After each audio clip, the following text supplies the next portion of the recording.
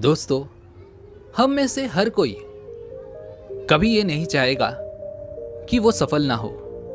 ऐसा कोई व्यक्ति आपको नहीं मिलने वाला जो ये कहेगा कि मुझे सफल नहीं होना।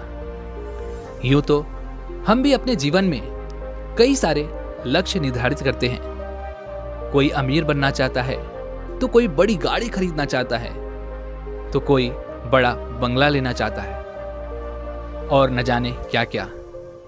यूं तो हम अपने जीवन में ऐसे बहुत से काम करना चाहते हैं, लेकिन हमारी सबसे बड़ी समस्या यही है कि हम अपने जीवन में कुछ भी नहीं कर पाते। और इसकी सबसे बड़ी वजह भी यही है कि हम एक समय पर एक कार्य को करना नहीं चाहते।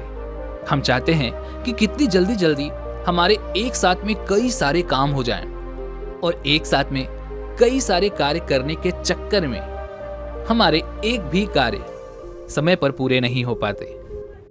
और मान लीजिए कि एक आधा काम अगर पूरा भी हो गया तो भी वो सही ढंग से नहीं हो पाता। आपके साथ भी कभी न कभी तो ऐसा हुआ होगा, और आपको भी ये पता होगा कि उस समय हमारे मन में, हमारे दिमाग में जो उलझन मची हुई होती है उससे हम निकल ही नहीं पाते।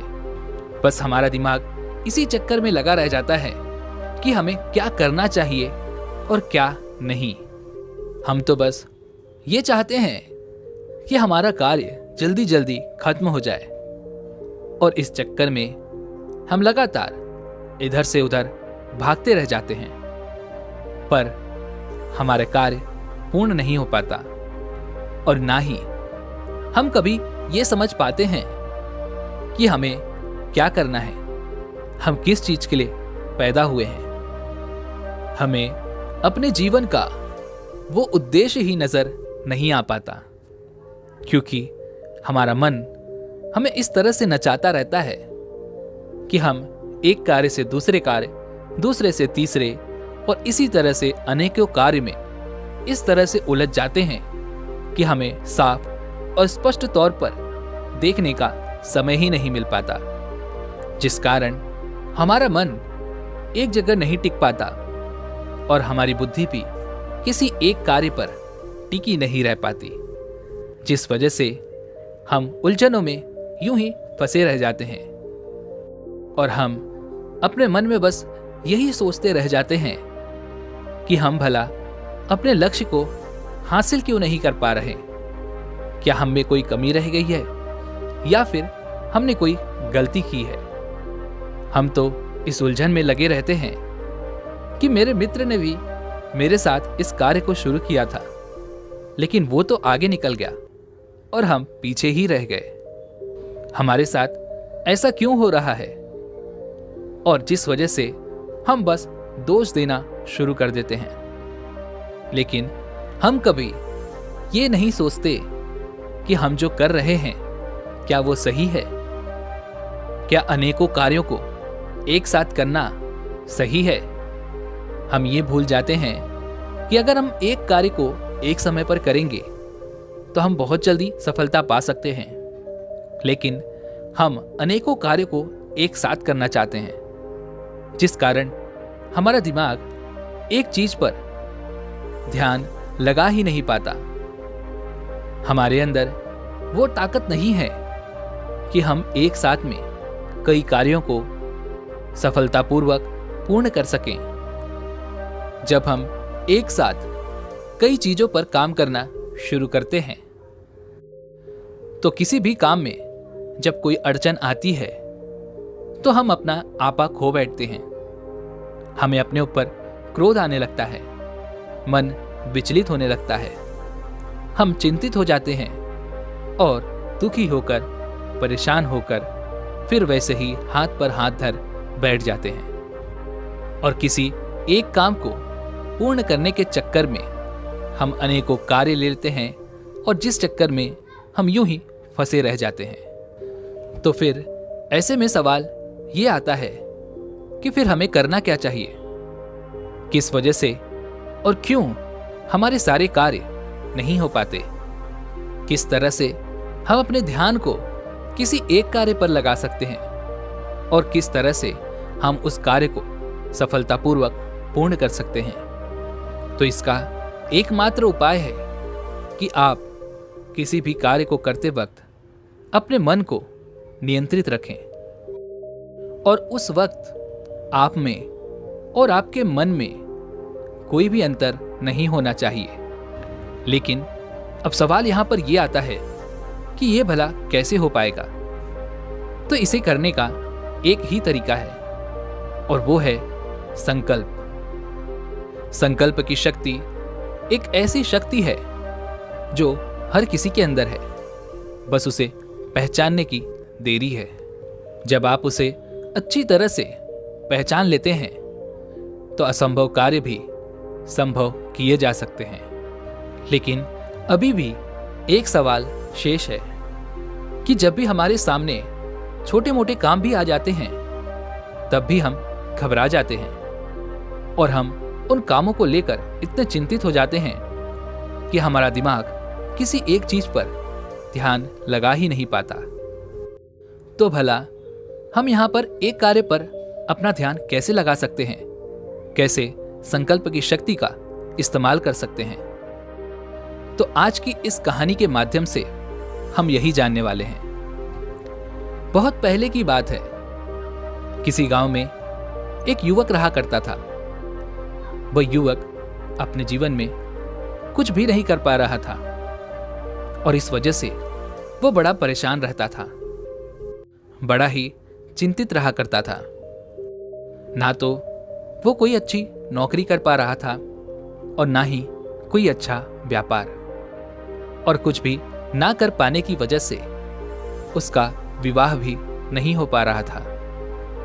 वह जब भी किसी कार्य को शुरू करने की कोशिश करता तो उसके मन में हजार तरीके की शंकाएं पैदा हो जाती। उसके मन में हजार तरीके की समस्याएं खड़ी हो जाती और वो आखिरकार सोच विचार कर बस एक ही नतीजे पर पहुंचा करता था कि ये काम उसके बस का नहीं, वो इस काम को नहीं कर सकता और उसे अब किसी और काम की तरफ देखना चाहिए। इस तरह से वह युवक अपने जीवन में कई कार्य करने की सोचता रहता, लेकिन थक हार कर वह बस एक ही नतीजे पर पहुंचता था कि उससे वो काम नहीं हो पाएगा और काम को शुरू करने से पहले ही वह हार मान लिया करता था। अपनी इस समस्या के कारण वह इतना ज्यादा परेशान हो चुका था, वह इतना ज्यादा चिंतित हो चुका था कि उसे कुछ भी समझ नहीं आ रहा था। उसने हर तरीके के उपाय अपनाए, जो कुछ भी कोई उसे बताता वह उसे अवश्य करता, लेकिन उससे भी उसे कोई फायदा नहीं हो रहा था। उसने कई ज्ञानियों की बातें भी सुनी, उन्हें भी अपने जीवन में उतारने लगा, लेकिन उसके बाद भी उसके जीवन में कोई सुधार नहीं हो रहा था। एक दिन वो बहुत ही परेशान था, बड़ा ही चिंतित था और इसी अवस्था में वो एक जंगल के रास्ते से होकर गुजर रहा था। तभी रास्ते में उसे एक बौद्ध भिक्षु मिले। वह बौद्ध भिक्षु उस व्यक्ति की अवस्था को देखकर ये समझ गए थे कि यह व्यक्ति बड़ा ही परेशान है। उन्होंने उस युवक से पूछा, बताओ तुम्हारी क्या समस्या है? तुम भला इतने चिंतित क्यों लग रहे हो? उस व्यक्ति ने अपनी सारी बातें उन बौद्ध भिक्षु के सामने रख दी। वो बौद्ध भिक्षु उस व्यक्ति की बात सुनकर मुस्कुराने लगे और कहा कि मैं तुम्हें एक कहानी सुनाता हूं, जिसके बाद तुम्हें तुम्हारी समस्या का हल मिल जाएगा। उन बौद्ध भिक्षु ने कहानी सुनानी शुरू की और कहा कि एक दिन एक व्यक्ति जंगल में पेड़ के नीचे खड़ा होकर एक फल तोड़ने की कोशिश कर रहा था। फल काफी ऊंचाई पर था। किसी भी तरह से छलांग लगाकर उस फल तक नहीं पहुंचा जा सकता था। तभी अचानक वहां एक युवक आया और उसने यह सब कुछ देख लिया। उस युवक ने उस फल तोड़ने वाले व्यक्ति से कहा, अरे तुम ये क्या कर रहे हो? इस प्रकार तुम चाहे पूरा दिन ले लो या फिर पूरे महीने या फिर पूरे साल लगा लो, लेकिन तुम ये फल नहीं तोड़ पाओगे। हाँ, ये जरूर हो सकता है कि तब तक ये फल पक कर नीचे खुद ही गिर पड़े, और तब तक ये हो सकता है कि तुम्हारी इस फल को खाने की इच्छा समाप्त हो जाए। और अगर तुम इस फल को अभी पाना चाहते हो तो तुम्हें उछलना कूदना बंद करना होगा और ध्यान लगाकर यह सोचना होगा कि इस फल को कैसे तोड़ा जाए। तुम चाहो तो इस फल को किसी लंबी छड़ी से तोड़ सकते हो, या फिर तुम चाहो तो किसी पत्थर से इस फल पर निशाना साध सकते हो, या फिर अगर तुम चाहो तो सीधे ही इस पेड़ पर चढ़कर उस फल को तोड़ सकते हो। यह सब सुन वह फल तोड़ने वाला व्यक्ति उस दूसरे व्यक्ति से कहता है कि भाई, आप बात तो सही कह रहे हैं, लेकिन इतनी बड़ी छड़ी मैं भला कहां से लाऊंगा? और अगर मैंने पत्थर मारने की कोशिश की, मेरा निशाना चूक गया या फिर वह पत्थर मुझे ही लग गया, तब मैं क्या करूंगा? और मान लीजिए कि अगर मैं उस पेड़ पर चढ़ भी गया और उस फल तक पहुंच भी गया और तभी अचानक मैं उस पेड़ से नीचे आ गिरा, तब तो मेरी हड्डियां टूट ही जाएंगी। तो ऐसी स्थिति में मैं क्या करूंगा? तभी दूसरे युवक ने कहा कि पहले तो तुम इस तरह की नकारात्मक विचारों को सोचना बंद कर दो और ये सोचो कि तुम इन तीनों उपायों में से कौन सा उपाय बेहतर ढंग से कर सकते हो। वह फल तोड़ने वाला व्यक्ति काफी देर सोच विचारने लग गया और उसे सोचते विचारते हुए लगभग 3 घंटे बीत चुके थे और उसके बाद भी वह फैसला नहीं कर पा रहा था कि उसे क्या करना चाहिए। आखिरकार उसने हार मान ली और वह कहने लगा कि लगता है यह फल मेरी नसीब में नहीं है। यह सब सुन वह दूसरा व्यक्ति उस फल तोड़ने वाले व्यक्ति से कहता है कि अरे, तुम इतनी छोटी सी बात को इतना बड़ा क्यों बना रहे हो? तुम चाहो तो सिर्फ पत्थर मारकर ही इस फल को तोड़ा जा सकता है। तो चलो कुछ पत्थर बटोर लो और थोड़ी दूर खड़े होकर इस पर निशाना लगाना शुरू करो।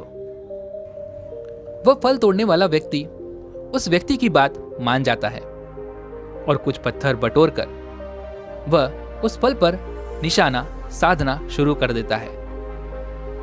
करीबन 10 से 15 बार कोशिश करने के बाद भी उसका एक भी निशाना उस फल तक नहीं पहुंच पाता, यानी एक भी पत्थर उस फल को नहीं लग पाता। पूरे पत्थरों का इस्तेमाल करने के बाद वह व्यक्ति थक हार कर बैठ जाता है और उस दूसरे व्यक्ति से कहता है कि मैंने तुम्हें पहले ही कहा था, मेरी किस्मत खराब है, मेरी किस्मत में वो फल नहीं है। इस पर वह दूसरा व्यक्ति फल तोड़ने वाले व्यक्ति से कहता है कि अरे भाई, हार क्यों मानते हो?